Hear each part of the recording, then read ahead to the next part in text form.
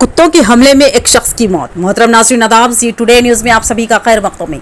दौरे हाजिर में कुत्ते खौफ व दहशत की अलामत बन चुके हैं। ऐसा लगता है कि कुत्ते नहीं बल्कि एक अफरत है जो मौत लेकर आई है।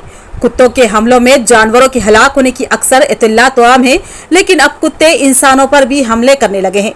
हालिया कुछ सालों में कुत्तों के हमलों में कुछ बच्चे भी हलाक हुए हैं और इंसानों के जख्मी होने के तो लातादाद वाक़यात मंजर आम पर आते ही रहते हैं।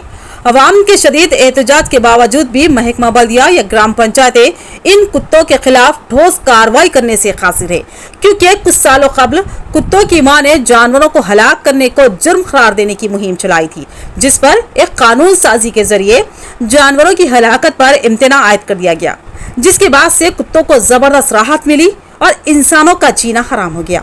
अब गलियों, नुक्कड़ों और चौराहों पर कुत्तों के गुल नजर आते हैं, जो धमाका चौकड़ी मचाते हुए घूमते फिरते और भौंकते नजर आते हैं। इन कुत्तों का अक्सर निशाना कमसिन बच्चे, खवातीन और ज़ईफ अफराद होते हैं, जिनको कुत्ते बेरहमी के साथ उधेड़ डालते हैं।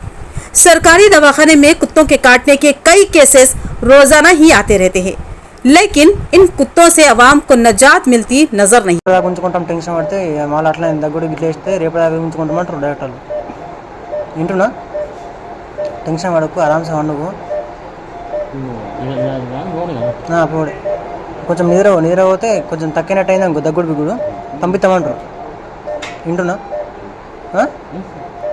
తక్కైతే పంపిస్తామంటారు దగ్గుడు ఇట్లా. అది గ్లూకోజ్, అది దగ్గు గిట్ల తక్కువ.